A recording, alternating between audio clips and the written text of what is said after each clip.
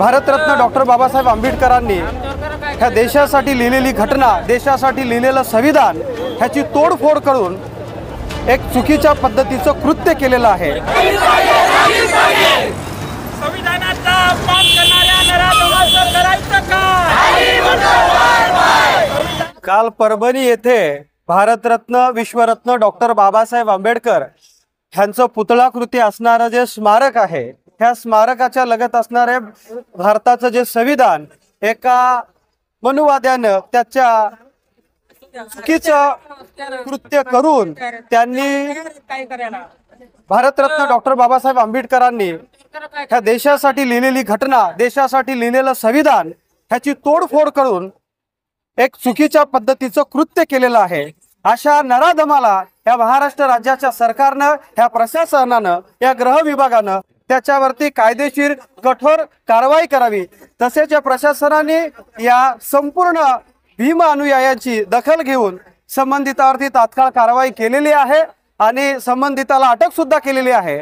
पर police प्रशासनाने ह्याची दखल घेतलेली असून संबंधितावर कशा पद्धतीची कठोर कारवाई केली जाईल, कशा पद्धतीची त्याला कठोर शिक्षा दिली जाईल, एवढीच आपल्या या सोशल मीडियाच्या माध्यमातून मी मागणी करतो। आणि संबंधिताला कशी फाशीची शिक्षा होईल ह्याच्यासाठी मी प्रशासनाकडे वारंवार त्याचे कागदोपत्री पत्रव्यवहार करेन आणि संबंधिताची तात्काळ चौकशी कामी संबंधित या राज्याचे जे कोणी आता गृहमंत्री बसतील त्यांना आम्ही निवेदन देऊ, मुख्यमंत्र्यांना निवेदन देऊ आणि संबंधित नराधमाला कशा पद्धतीचे फाशीची शिक्षा होईल ह्याच्यासाठी आमचा संपूर्ण समाज नाही तर एक प्रत्येक माणूस, प्रत्येक दलित अनुयायी ह्याच्यासाठी कटिबद्ध असेल ह्याची आपणास ग्वाही देतो।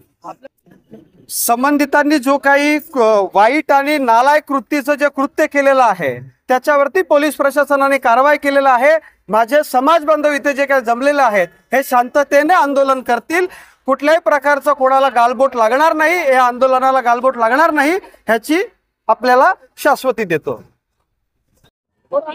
काही दिवसापूर्वी महाराष्ट्रामध्ये विधानसभेच्या निवडणुका अतिशय शांतपणे पार पाडल्या आणि सरकार देखील बसलं, परंतु असे काही विघ्न संतोषी लोक असतात त्यांना महाराष्ट्र शांत ठेवायचा नसतोय। म्हणून एकाने डॉक्टर बाबासाहेब आंबेडकरांनी जे देशासाठी संविधान लिहिलं गेलेलं आहे त्या संविधानाचे अगर कोणी देशात किंवा राज्यात किंवा गावात, तालुक्यात, जिल्ह्यात कुठेही छेडछाड करत असेल, महा चुकीची गोष्ट आहे ही।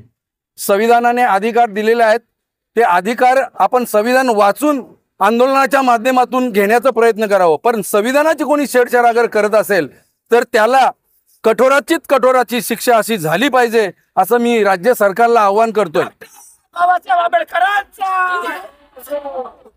आणि यापुढे ज्या आज गावोगावी रस्त्यावरती जे आंदोलन चाललंय त्या आंदोलकांना मी एक विनंती करतोय का आपण शांततेमय आंदोलन करून आपल्या भावना राज्य सरकारपर्यंत पोहोचवाव्या अशी विनंती करतोय। आणि आताचं जे आंदोलन आहे ते या ठिकाणी आम्ही स्थगित करतोय।